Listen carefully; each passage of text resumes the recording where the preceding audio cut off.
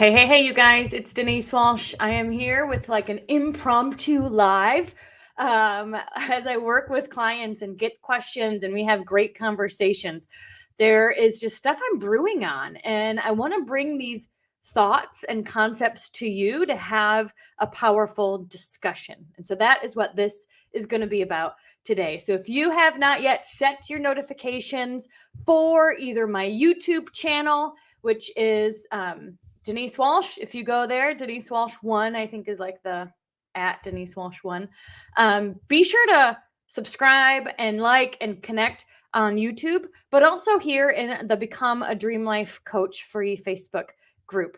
This is where I connect with those who are also interested in learning about growth and psychology and coaching and how to help and serve clients well.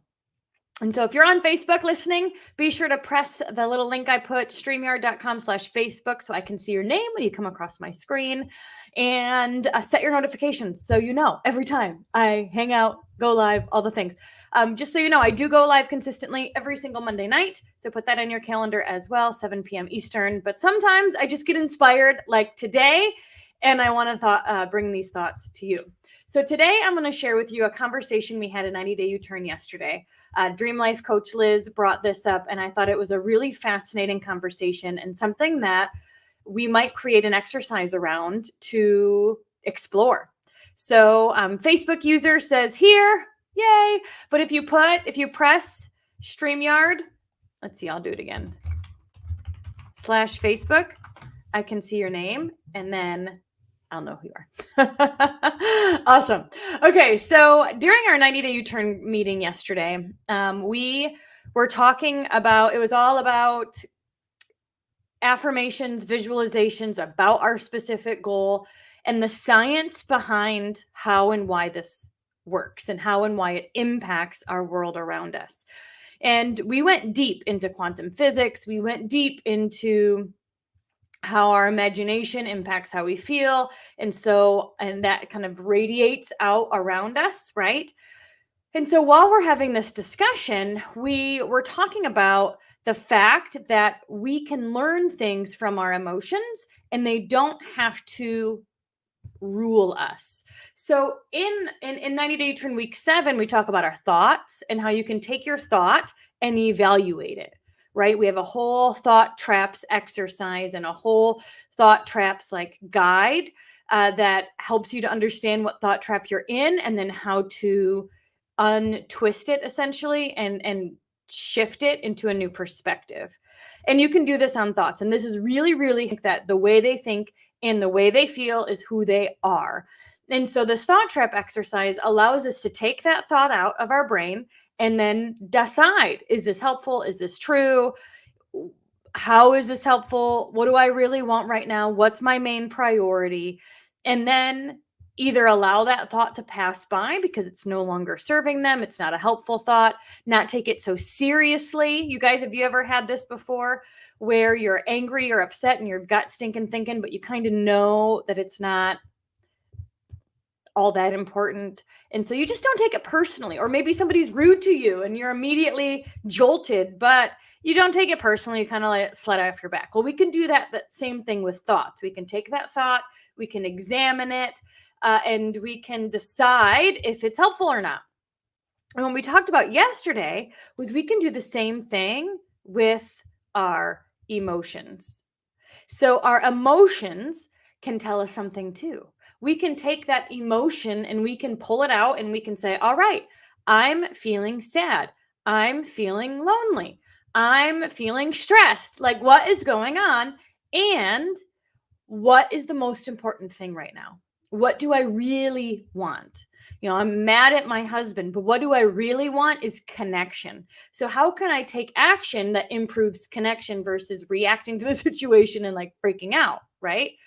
And the other thought is, what is, Bobby said she can't figure out what to press. Okay, no worries.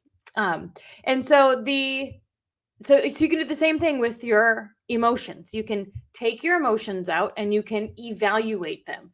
You can process through them. You can think about, why are they there? What are they trying to tell you? what's going on in your life and what do you really need or want right now. And then the other thing that you can do is you can do that same exercise with your body. So, for example, when you think about, all right, my anxiety is located in my gut and I'm feeling butterflies or stress in my shoulders or my jaw is tense, what is my body doing? What is it trying to tell me? Is this true? Is this not true? And at the end of the day, what do I really want and need right now? What is the foundational or root issue that I'm trying to solve? And usually it's not a knee-jerk reaction to the thought, the feeling, the emotion, etc. It is something a bit deeper. Usually it's about connection or wanting to feel heard, seen, loved, accepted, right? And so if we respond and react to our thoughts, or let's say we react, because there's a difference. Let's say we react to our thoughts, our bodies, and our emotions, and we're not actually evaluating them and getting to the root cause, then we're never going to get our deeper needs met. Isn't that interesting? But instead of reacting, knee-jerk reaction, what if we responded? And instead of responding to the top layer of I'm angry, I'm stressed, whatever, we can get to that root cause and say, what do I really want and need right now? And make an action, communicate about that instead. I think this is a game changer, you guys. And so what I loved about the conversation we had in 90 Day U-Turn last night was that you could do that same kind of thought exercise that I teach within 90 Day U-Turn with our emotions and with our body. Like how does my body feel when I'm stressed or anxious or sad? How does my body feel if I'm bored? How does my body feel if XYZ, right? And is this trying to tell me something? Now, I'll sometimes get anxious. I'll get like a stomach, like my stomach is all in knots, but I don't have racing thoughts and there's no catalyst for it. There's nothing that says, oh, this is why I'm anxious. Like I have no reason, you know what I mean? And so what I've learned to do is just say, all right, my body is feeling anxious right now. And there's no quite like logical explanation for why my body is responding this way. So what do I want and need right now? And what are some things that I can do to soothe my body so that it starts to relax? These are the healthy coping skills: getting in community, calling a friend for a walk, taking the dogs for a walk, listening to music, taking a bath, doing my deep breathing, making sure I'm doing my hypnosis and meditation at night. What are some things that I can soothe my body to allow that anxiety to pass through? And the difference between evaluating this and doing the knee-jerk reaction is if I didn't do that, right? I'd be like, oh my gosh, I'm so anxious. And I would live in that. And I would think this is true. But what I'm able to do is say, my body is feeling anxious. What can I do to support my body right now? And it truly allows the anxiety to move through much faster than I think it ever would on its own. So I don't know. I'd love to hear your thoughts, you guys, about taking your thoughts and the way your body feels and what you're feeling, your emotions, out and evaluating them. If you've done this before, if this has been helpful for you, I'd love to hear a bit more about what you've done in this realm of working through and processing through potentially difficult thoughts, emotions, or physical sensations, and how this could be an effective strategy for you. As Dream Life coaches, we learn these strategies for ourselves, of course, because we want to continue to grow. But more importantly, we want to also see these patterns in other people. So we'll be able to see, okay, it sounds like your thoughts are saying this.